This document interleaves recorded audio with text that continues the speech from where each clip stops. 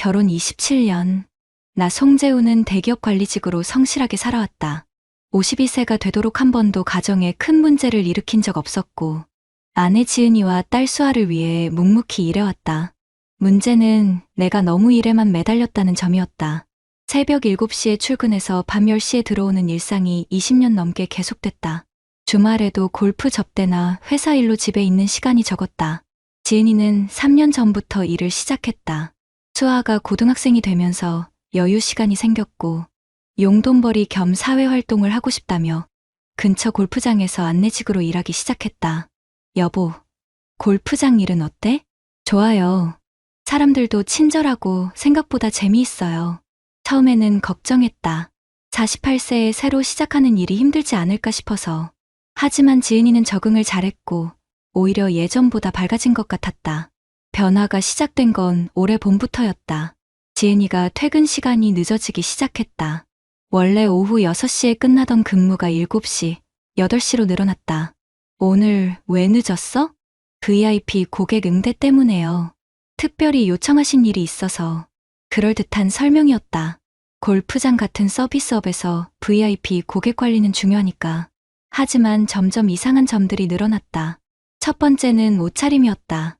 예전에는 골프장 제복만 입고 다녔는데 요즘에는 출근할 때부터 화장을 진하게 하고 좋은 옷을 받쳐 입었다.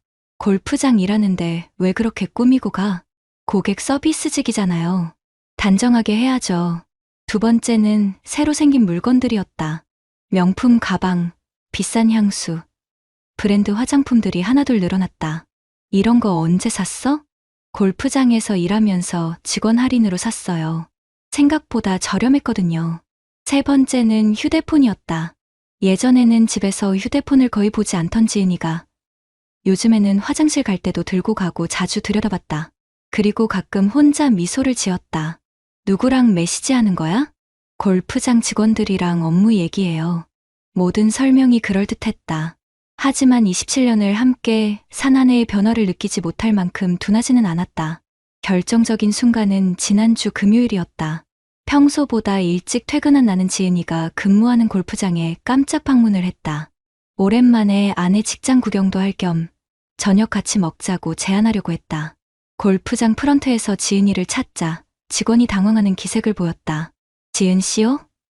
지은 씨는 오늘 일찍 퇴근했는데요. 오후 3시에 퇴근했다는 것이었다. 그런데 지은이는 밤 8시에 집에 들어왔다. 5시간 동안 뭘 했을까? 그날 밤 나는 지은이에게 물었다. 오늘 골프장에 들렀는데 일찍 퇴근했다던데? 아, 그게 VIP 고객분이 외부 미팅이 있다고 해서 함께 나갔어요. 업무의 연장이었죠. 또 그럴듯한 설명이었다. 하지만 이번에는 뭔가 확신이 서지 않았다. 다음 날 나는 회사 후배인 김 과장에게 조심스럽게 물어봤다. 김 과장은 그 골프장 회원이었다.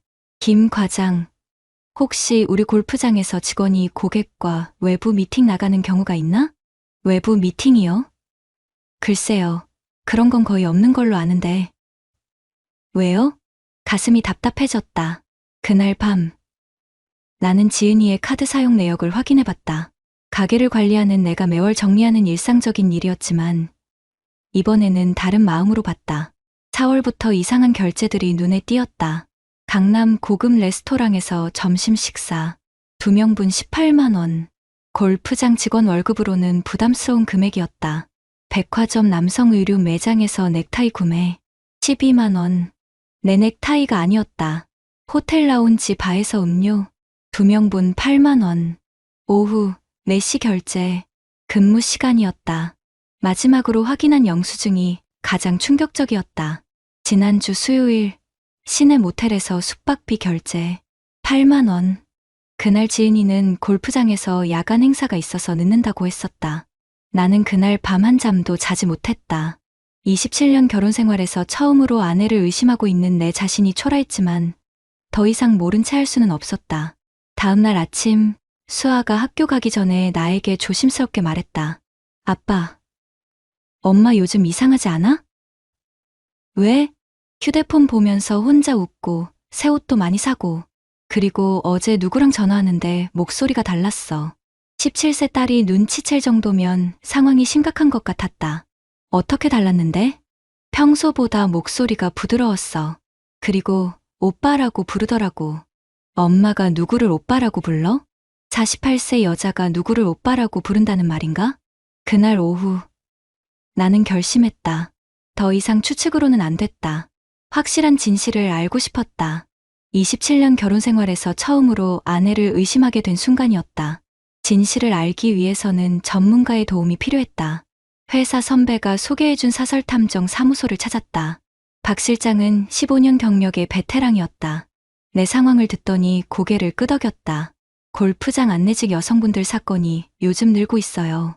특히 VIP 회원들과의 관계에서 선을 넘는 경우가 많습니다.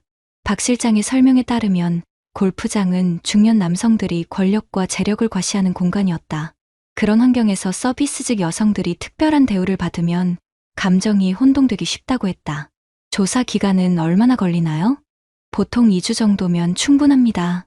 다만 비용이 좀 들어요. 주간 500만 원 정도 생각하시면 됩니다. 1000만 원.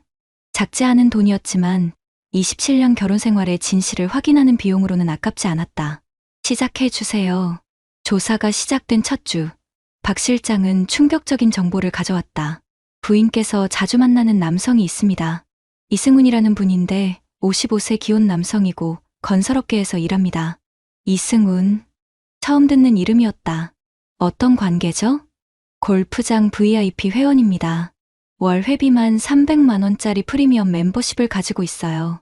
그리고 박 실장이 사진들을 보여줬다. 지은이와 중년 남성이 골프장 라운지에서 차를 마시는 모습, 주차장에서 대화하는 모습, 함께 골프장을 나서는 모습까지. 이분이 이승훈입니다. 부인과 상당히 친밀한 관계로 보입니다. 사진 속 남성은 키 175cm 정도의 체격 좋은 중년 남성이었다. 값비싼 골프웨어를 입고 있었고 고급 시계를 차고 있었다. 무엇보다 지은이를 바라보는 눈빛이 예사롭지 않았다. 더 조사해 주세요. 이 남자가 누군지, 지은이와 어떤 관계인지 정확히 알고 싶습니다. 둘째 주 조사 결과는 더욱 충격적이었다. 이승훈은 중견건설회사 임원이었다. 결혼 30년 차에 대학생 아들 둘을 둔 가장이었다. 강남에 아파트를 소유하고 있었고 외제차 2대를 보유한 상당한 재력가였다. 그리고 그는 골프장에서 소문난 인물이었다. 다른 직원분들 말로는 이승훈 씨가 여직원들에게 관심을 많이 보인다고 하네요. 특히 중년 여성 직원들에게 특별한 대우를 하는 걸로 유명합니다. 특별한 대우라는 게 비싼 선물, 식사 대접, 개인적인 만남 등이요. 부인이 첫 번째는 아닌 것 같습니다. 가슴이 무너져 내렸다. 내 아내가 그런 남자의 사냥감 목록에 올라 있었다는 것이다. 두 사람이 만나는 패턴을 파악했습니다. 박 실장이 정리한 자료는 체계적이었다. 매주 화요일과 금요일, 지은이의 근무가 일찍 끝나는 날에 두 사람이 만났다. 골프장 VIP 라운지에서 차를 마신 후 근처 고급 레스토랑에서 식사를 하고 최근에는 모텔까지 가는 패턴이 확인됐다. 결정적인 증거가 있습니다. 박 실장이 USB를 건넸다. 이승훈 씨 차량에 설치된 블랙박스에서 나온 음성입니다. 합법적으로 확보한 겁니다. USB를 재생하자 지은이의 목소리가 들려왔다. 승훈 오빠, 정말 고마워요. 이렇게 좋은 곳에 데려와 주시고. 뭘 고마워해. 지은아, 너 같은 여자가 골프장에서 일하는 게 아깝다. 하지만 우리 집 사정상 남편이 너를 제대로 챙겨주지 않는구나. 27년을 함께 살았는데도 27년, 우리 결혼 기간을 정확히 알고 있었다. 재우는 일만 해요. 저한테는 관심도 없고 그런 남자들 있어. 아내의 소중함을 모르는 거야. 나는 달라. 지은이가 얼마나 매력적인 여자인지 알고 있어. 오빠가 있어서 요즘 살맛나요. 이런 기분 오랜만이에요. 더 이상 들을 수 없었다. 27년 동안 성실하게 가정을 지켜온 내가 일만 한다는 이유로 무관심한 남편 취급을 받고 있었다. 그날 밤 나는 수아와 진지한 대화를 했다. 수아야, 아빠가 엄마한테 관심이 없었나? 아빠가 왜 갑자기 그런 얘기를 해요? 그냥 아빠가 일만 하느라 엄마를 소홀히 한 건 아닌가 싶어서. 수아는 잠시 생각하더니 말했다. 아빠는 말로 표현을 안 하시는 편이긴 해요. 하지만 늘 우리를 위해서 열심히 사시잖아요. 엄마 일 시작할 때도 응원해 주셨고, 제 학원비도 아끼지 않으시고, 17세 딸이 보기에도 내가 가족을 위해 노력해왔다는 걸 알고 있었다. 그런데 정작 아내는 왜 몰라줄까?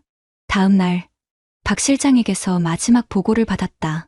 이번 주 금요일에 두 사람이 다시 만날 예정입니다. 이번에는 시내 호텔을 예약한 것 같습니다. 호텔까지? 네, 관계가 상당히 진전된 것 같습니다. 어떻게 하시겠습니까? 나는 결심했다. 현장에서 확인하겠습니다. 27년 결혼 생활의 마지막 진실을 내 눈으로 직접 확인하고 싶었다. 그 금요일, 나는 회사를 일찍 나와 박 실장과 함께 호텔 주변에서 대기했다. 오후 3시, 지은이와 이승훈이 함께 호텔에 들어가는 것을 목격했다. 지은이는 평소보다 화려한 옷차림이었고, 이승훈은 그녀의 허리에 손을 얹은 채 친밀하게 대화하며 걸었다. 2시간 후, 그들이 호텔에서 나왔다. 지은이의 머리가 흐트러져 있었고, 화장이 지워진 상태였다. 더 이상 확인할 필요가 없었다. 27년 결혼 생활이 무너지는 순간이었다. 증거는 충분했다. 이제 어떻게 대응할지 결정해야 했다. 먼저 변호사와 상담을 받았다. 대학 동기인 정윤호 변호사는 이혼 전문가였다. 재우야, 이 정도 증거면 이혼 소송에서 100% 이길 수 있어. 그리고 상간자 소송도 가능하다. 상간자 소송? 이승훈을 상대로 위자료를 청구하는 거야. 요즘 2천만 원에서 3천만 원까지 인정되는 추세야. 정윤호는 현실적인 조언을 해줬다. 다만 소송 비용도 만만치 않아. 변호사 착수금 300만 원에 성공보수 20%, 그리고 사설 탐정비까지 합치면 총 1,500만 원 정도는 들어갈 거야. 그래도 해야겠어. 27년을 바보로 살 수는 없어. 집에 돌아와서 나는 지은이와 마주 앉았다. 27년 만에 처음으로 심각한 대화를 나누는 순간이었다. 지은아, 할 얘기가 있어. 지은이의 표정이 순간 굳어졌다. 뭔가 예감했는 모양이었다. 이승훈이 누구야? 무슨 소리예요? 아직도 모르는 척하려고 했다. 나는 박 실장이 준 사진들을 테이블에 펼쳤다.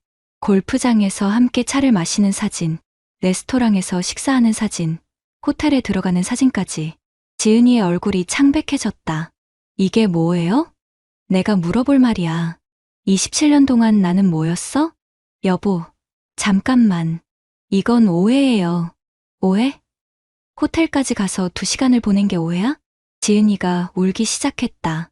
미안해요. 정말 미안해요. 처음에는 그냥 친절한 고객이었어요. 그래서 호텔까지 갔다고? 승훈 오빠가 저를 여자로 봐주더라고요. 27년 동안 여보는 저를 그냥 애 엄마, 집안일 하는 사람으로만 봤잖아요. 가슴이 답답했다. 27년 동안 가족을 위해 열심히 일한 내가 무관심한 남편 취급을 받고 있었다. 일만 한다고? 누구를 위해서 일했는데? 수아 학원비, 내 생활비, 집 대출금까지 다 내가 벌어서 해결했잖아. 돈만 벌어다 주면 다예요? 저도 사람이에요. 대화도 하고 싶고 여자로서 인정받고 싶기도 하고. 그때 수아가 방에서 나왔다. 우리 대화를 다 들었나 보다. 엄마, 정말 실망이에요. 수아의 목소리가 떨리고 있었다.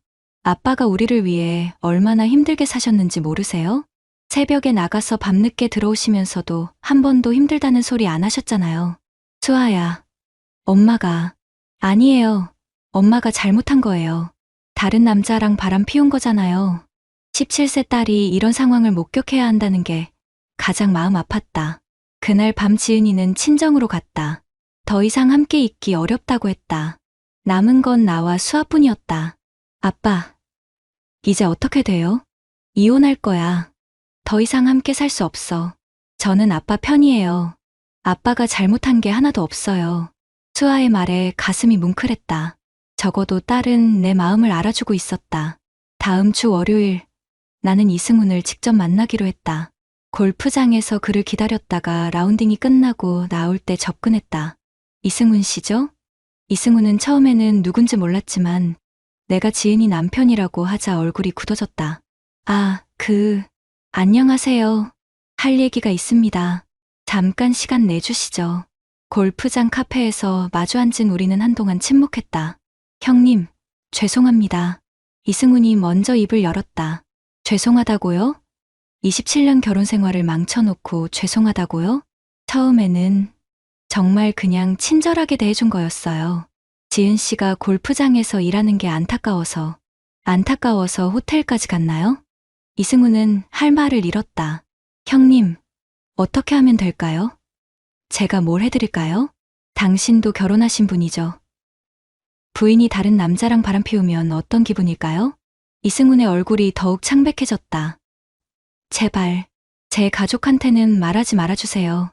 대학생 아들 둘이 있어요. 그럼 제 가족은 어떻게 되는 건가요? 17세 딸이 이 일로 얼마나 충격받았는지 아세요? 이승훈은 고개를 숙였다. 상간자 소송 들어갑니다. 위자료 3천만 원 준비하세요. 3천만 원요? 27년을 우롱당한 대가치고는 적다고 생각해요. 법정에서 정해진 거니까 지키셔야죠.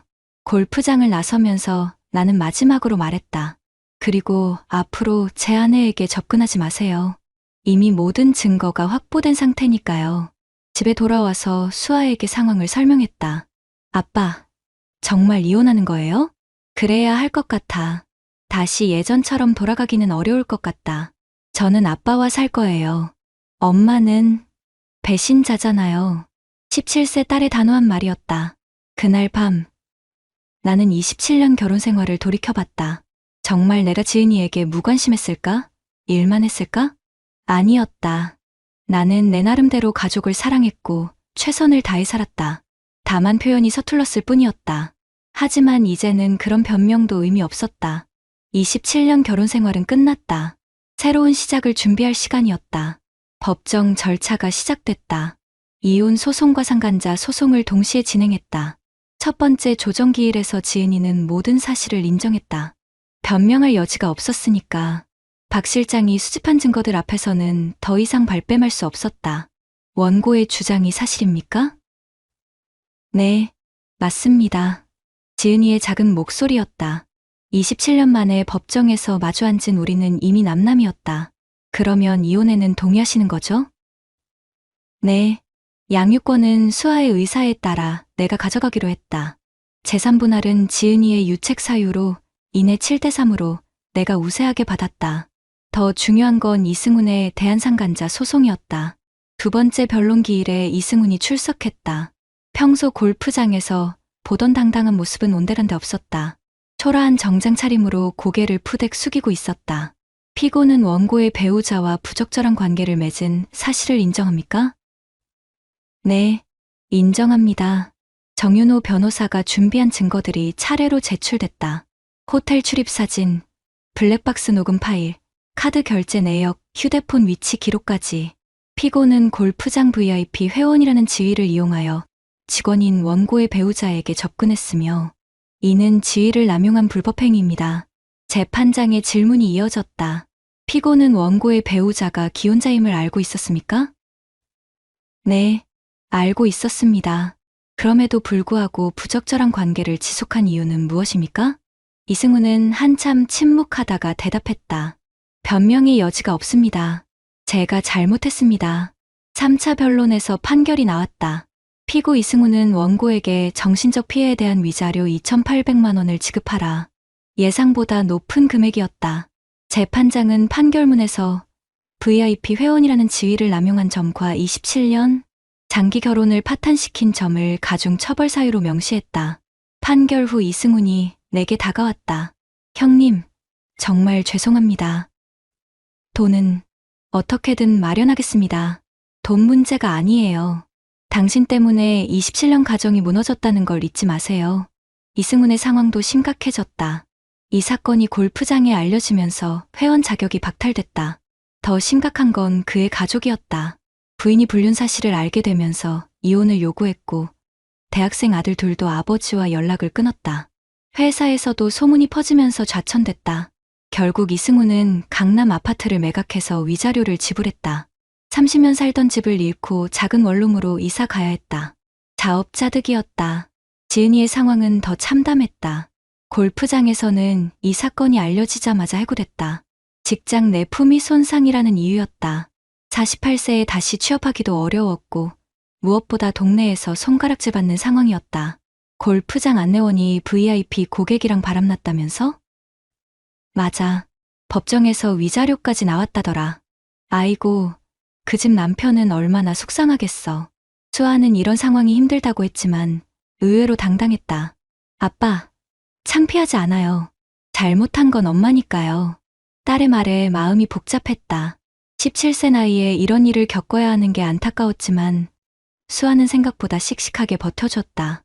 이혼이 확정된 후 나는 회사에서 인정받았다. 동료들은 내가 원칙을 지키며 정당하게 대응한 것을 높이 평가했다. 재우 씨, 정말 대단하시네요. 저였으면 어떻게 해야 할지 몰랐을 텐데 원칙을 지킨 것뿐이에요. 잘못한 건 잘못한 거니까. 골프장 업계에서도 이 사건은 화제가 됐다. VIP 회원이 직원과 부적절한 관계를 맺다가 거액의 위자료를 물게 된 사례로 회자됐다.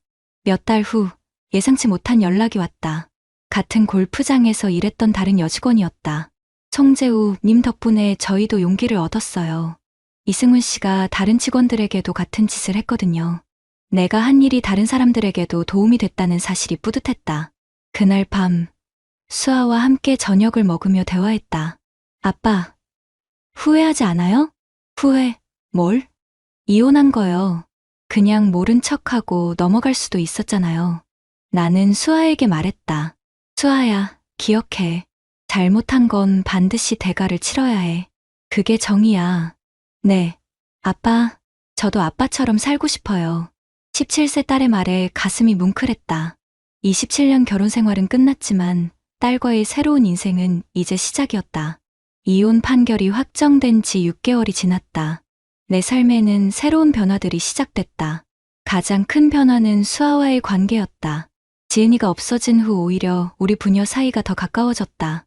함께 요리하고 영화를 보고 수아의 진로에 대해서도 더 많이 대화하게 됐다. 아빠, 저 대학에서 법학과 가고 싶어요. 법학과? 왜? 아빠처럼 정의로운 사람이 되고 싶어요. 잘못한 사람들이 제대로 처벌받게 하는 일을 하고 싶어요. 수아의 말에 놀랐다. 이번 일이 딸에게 큰 영향을 준 것 같았다. 좋은 생각이야. 아빠가 도와줄게. 경제적으로도 여유가 생겼다. 재산분할과 위자료로 받은 돈, 그리고 지은이가 쓰던 생활비가 절약되면서 가게가 훨씬 안정됐다. 무엇보다 마음이 편해졌다. 27년 동안 모르고 살았던 거짓이 드러나면서 오히려 진실을 아는 것이 나았다는 생각이 들었다. 회사에서도 새로운 기회가 생겼다. 이번 일을 겪으면서 위기관리 능력을 인정받아 새로운 프로젝트 팀장으로 발탁됐다. 재우 씨 같은 사람이 필요해요. 어려운 상황에서도 흔들리지 않고 원칙을 지키는 사람 말이에요. 부장의 말에 자신감이 생겼다. 52세에 새로운 도전을 시작하는 것도 나쁘지 않았다.